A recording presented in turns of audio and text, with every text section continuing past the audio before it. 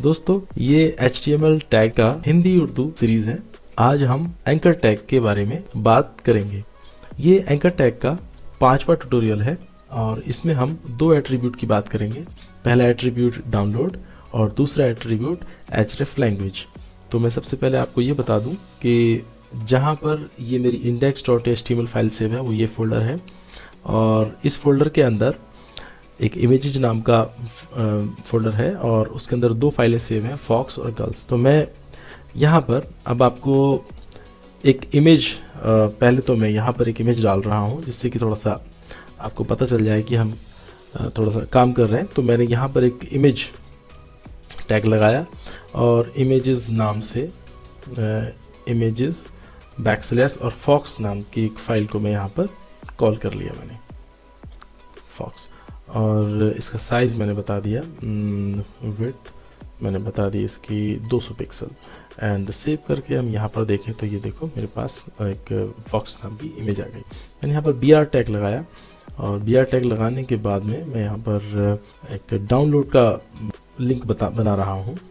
Download का link मैंने बनाया ऐसे, और इससे पहले मैं एंकर टैग लगा रहा हूँ। देखिए मैं यहाँ पर और एंकर टैग को मैं लास्ट में बंद कर रहा हूँ। एंकर टैग को यहाँ पर मैंने बंद कर दिया और इसको मैंने href और इसको लिंक कर दिया मैंने इसी फाइल से, कौन सी, जहाँ पर वो फाइल है इमेजेस और बैकस्लैश और यहाँ पर fox.jpg।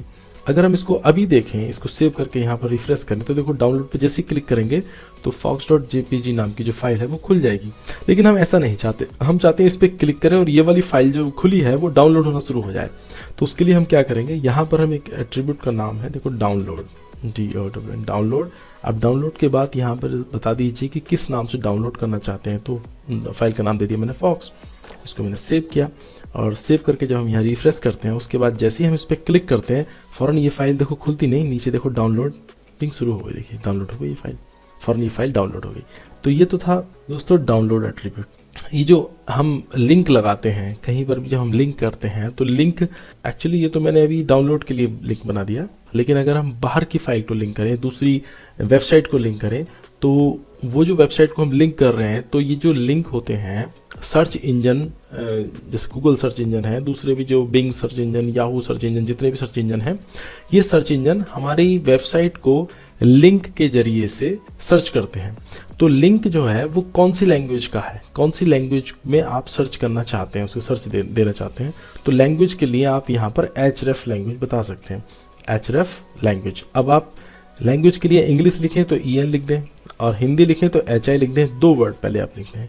आप हिंदी लिखना चाहते हैं, इंग्लिश लिखना चाहते हैं, ये आपके ऊपर डिपेंड करता है। ये सर्च इंजन के लिए होता है।